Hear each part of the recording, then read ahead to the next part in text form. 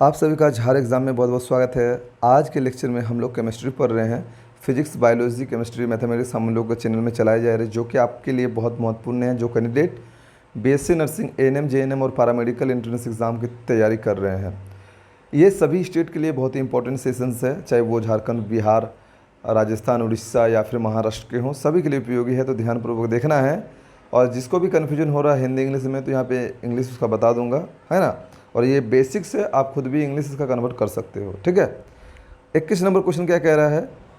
देश एक यौगिक नहीं है। तो इनमें से जो चार ऑप्शन दिया है यौगिक नहीं है, तो लेड है, चौक है, हाइड्रोजन सल्फाइड है और सल्फर डाइऑक्साइड है। आपको पता है यौगिक क्या होता है? दो या दो से अधिक अणुओं के यानी कि तत्वों के मेल से जो है यौगिक बनता है।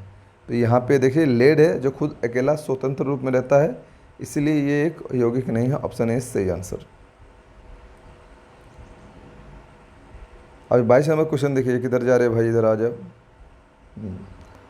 रेत और चीनी का मिश्रण, रेत और चीनी का मिश्रण कभी हो सकता है यार? तो एक उदाहरण है किसका, देखिए, विजातीय मिश्रण, कोलाइडल विलयन, सजातीय मिश्रण मिश्रण या फिर निलंबन। तो दोस्तों ऑप्शन ए विजातीय, कोई दिक्कत नहीं, आराम से मार देंगे। अब देखिए यहाँ पे रासायनिक परिवर्तन और भौतिक परिवर्तन से क्वेश्चन उठाया गया है ना। टॉपिक चेंज हो गया, यानी कि physical change and chemical change से यहाँ पे क्वेश्चन पूछा जा रहा है।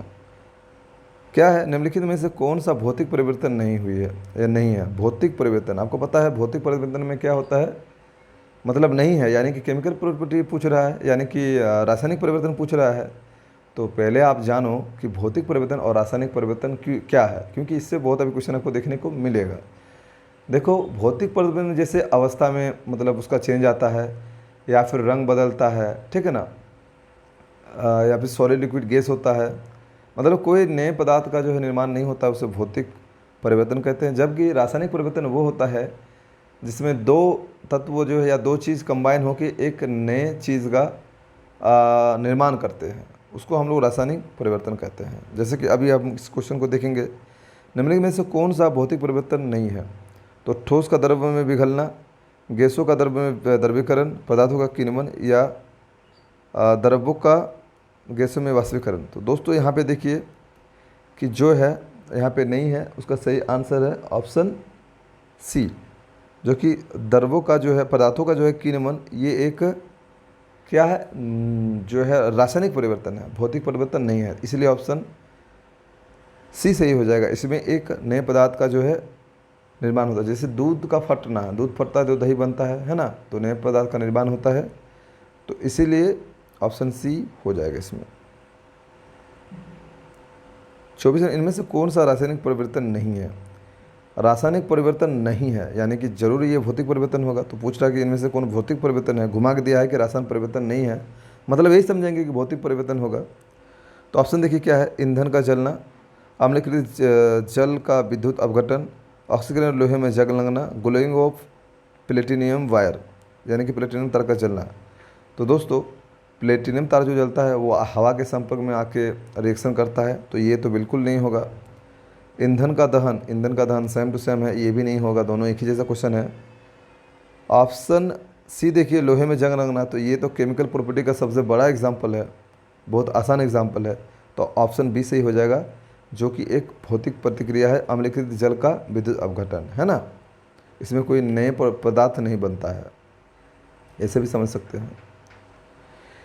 इनमें से कौन सा एक रासायनिक परिवर्तन है, यानी अब पूछ लिया रासायनिक परिवर्तन है, अब दोनों को मिलाएंगे तो नया बनेगा। तो मक्खन का खट्टा होना, CO2 से सूखी बर्फ बनाना, एक प्लेटिनियम तार का गर्म होना या लोहे का चुंबकीकरण। अब चार ऑप्शन दिया है, अब चार ऑप्शन में आपको सागा छानना है। तो दोस्तों मक्खन का खट्टा होना, मक्खन अगर खट्टा होगा तो फट जाएगा, है ना, तो ये जो है नए पदार्थ का एक निर्माण कर देता है, तो फर्मेंटेशन का ही एग्जाम्पल लग जाता है। जैसे सूखी बर्फ से बर्फ बनना, यानी कि CO2 से वही पदार्थ बनेगा, कोई दूसरा नहीं, क्योंकि हम लोग CO2 को ड्राई आइस भी बोलते हैं, आपको पता होगा। एक प्लेटिनियम तार का गर्म होना, ये भी एक रासायनिक परिवर्तन नहीं है, क्योंकि गर्म हो रहा है, ये जल नहीं रहा है, ये गर्म हो रहा है, इसका मतलब मॉलिक्यूल्स में इसका फिजिकल अवस्था में चेंज हो रहा है, ठीक है। लोहे का चुंबकीकरण, ठीक है, चुंबकीकरण यानी लोहे पे लेप लगाना, ठीक है। तो इसका ऑप्शन जो है ए सही हो जाएगा, मक्खन का खट्टा होना, परफेक्ट आंसर है। लोहे में जंग लगना इनमें से किसका सामान्य उदाहरण है? लोहे में जंग लगना, अब आपको लोहे में जंग लगना आपको बोले अभी कि रासायनिक अभिक्रिया, ऑप्शन डी इसका राइट हो जाएगा। 27 नंबर, इनमें से कौन सा रासायनिक परिवर्तन का एक उदाहरण है? रासायनिक परिवर्तन का उदाहरण पूछ रहा है मेरे भाई। ऊर्ध्वपातन, क्रिस्टलीकरण या फिर निष्क्रियकरण या आसवन। तो दोस्तों इसका ऑप्शन सी हो जाएगा, निष्क्रियकरण, जिसको हम लोग उदासीनीकरण भी बोल सकते हैं, या फिर उदासीकरण नहीं बोलेंगे तो इंग्लिश में इसको क्या, न्यूट्रलाइजेशन। तो ऑप्शन सी इसका राइट आंसर है 27 नंबर का। ठीक है। 28 नंबर क्वेश्चन देखिए, डेस एक रासायनिक परिवर्तन नहीं है। रासायनिक परिवर्तन नहीं है यानी कि फिजिकल होगा। एक अंडा का पकना, एक आइस क्यूब का पिघलना, केक को बेक करना, केला सड़ना।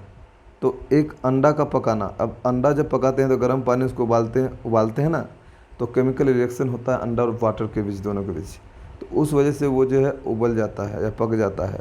तो option A is the right answer for this question कि एक रासायनिक परिवर्तन नहीं है। तो अंडा का पकना, अंडा को जो पकना होता है,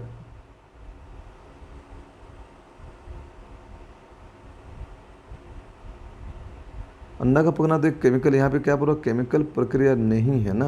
रुकिए एक मिनट, यहाँ पे बोला केमिकल प्रक्रिया नहीं है, यानी फिजिकल का बात किया जा रहा है कि फिजिकल कौन है भाई यहाँ पे। तो अंडा का तो पकाना तो एक रासायनिक परिवर्तन हो जाएगा, केला का सड़ना भी एक रासायनिक परिवर्तन, केक को बेक करना भी एक रासायनिक परिवर्तन, आइस क्यूब, हाँ दोस्ता एक आइस क्यूब। अब देखिए आइस क्यूब को पिघलाना, अब मैं आपको बता दूँ मैंने क्या कहा, रासायनिक परिवर्तन वो परिवर्तन जो होता है जिसमें नए पदार्थ बनते हैं। तो दोस्तों एक आइस क्यूब, खुद तो आइस क्यूब एक मतलब बर्फ़ जो है खुद ही एक पानी का ढेला है।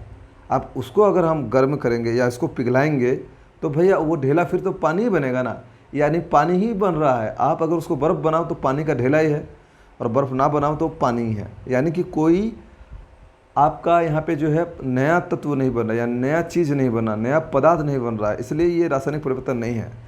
तो इस क्वेश्चन में जो है ऑप्शन बी सही हो जाएगा कि एक आइस क्यूब का पिघलना, क्योंकि दोस्तों मैंने सोचा था रासायनिक परिवर्तन है, ठीक है ना, लेकिन रासायनिक परिवर्तन नहीं है। ये आप ध्यान से पढ़िएगा, है ना, नहीं वाला क्वेश्चन ज़्यादातर पूछ लिया जाता है और दिमाग हेडेक दे देता है, ठीक है, तो ध्यान से सब देख लीजिएगा, है ना। उस प्रक्रिया का क्या नाम है जिसमें गैस सीधे ही ठोस वस्तु यानी सॉलिड में परिवर्तन हो जाती है? उस प्रक्रिया का क्या नाम है जिसमें गैस जो है सीधे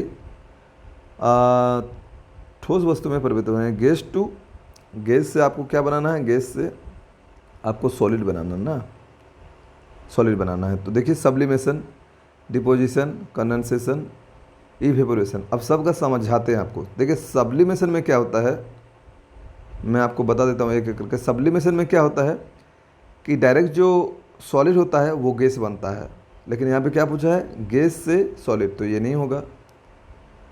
अब डिपोजिशन के बारे में मान लीजिए आप लोग जानते नहीं हैं, एक्चुअली यही आंसर होगा। तो मैं आपको कंडेंसेशन के बारे में सबसे पहले आप छाट के भी बना सकते हैं। कंडेंसेशन का क्या होता है, कोई लिक्विड है वो संघनन होता है, और संघनन होने के बाद वो जो है जो कोई गैस है वो जो कंडेंसेशन होता है तो वो फिर लिक्विड बन जाता है। तो यानी कि गैस से लिक्विड बनेगा, तो ये भी नहीं सही होगा। इवेपोरेशन में क्या होता है, इवेपोरेशन में क्या है, कोई लिक्विड है, लिक्विड से भाप बनता है, तो वही है इवेपोरेशन, है ना, वाष्पीकरण। तो यहाँ पे सीधी सीधी तौर में क्या बोल रहा है, निम्न में से गैस सीधे ठोस में बदलता है। तो ऑप्शन बी सही हो जाएगा, क्योंकि तीनों तो गलत हो जा रहा है, तीनों का एक्सप्लेनेशन आपको मिल गया होगा, इसीलिए ऑप्शन बी सही हो जाएगा। क्योंकि डिपोजिशन में, जैसे कि आप डिपोजिशन में मैं आपको एक जितना ज़्यादा एग्जांपल दे रहा हूँ, जो आप संचायक बैटरी या फिर जो केमिकल बैटरी में जो रिएक्शंस होते हैं, जो डिपोजिशन होते हैं, या फिर फ्राडे का इलेक्ट्रोमैग्नेटिक या फिर इलेक्ट्रोलिसिस जो आप थ्योरी पढ़े होंगे, तो वहाँ पे जो किसी मेटल को जो एक्सट्रैक्ट किया जाता है तो वहाँ पे डिपोजिशन प्रोसेस से किया जाता है। तो पहले उस मेल्ट किया जाता है, नीचे उसको जमा के एक ढेला बना जाता है, उठा लेता है। तो इस तरह भी आप समझ सकते हैं चीज़ों को, ठीक है।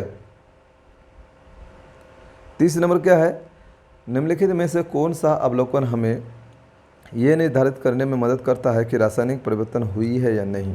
क्वेश्चन अच्छा है। अवस्था में परिवर्तन, गैस का उत्सर्जन, रंग बदलना, ये सभी। हाँ दोस्तों ये सभी आंसर हो जाएगा।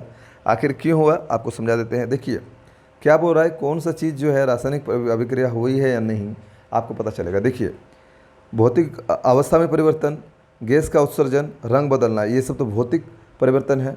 और ये से भी आपको हेल्प करेगा, आपको मदद करेगा कि रासायनिक परिवर्तन हुआ कि नहीं, ये छांटने में ऑप्शन मदद करेगा ना जब आप बनाओगे क्वेश्चन। तो ये सब जो है, ये सभी जो है आपको हेल्प करेगा रासायनिक अभिक्रिया हुई है या नहीं। ठीक है, ये ऑप्शन डी सही हो जाएगा। आई होप आपको वीडियो पसंद आया होगा। अगर पसंद आया तो लाइक सब्सक्राइब जरूर करेंगे। और जो है बायोलॉजी का क्वेश्चन भी देखना है, मैथ का, और आपका जाके फिजिक्स का क्वेश्चन भी आपको जरूर देखना है, तो जो कि डिस्क्रिप्शन में आपका प्लेलिस्ट में दिया हुआ है। ठीक है, मिलते हैं नेक्स्ट वीडियो में। तो bye bye, thank you very much for watching this video.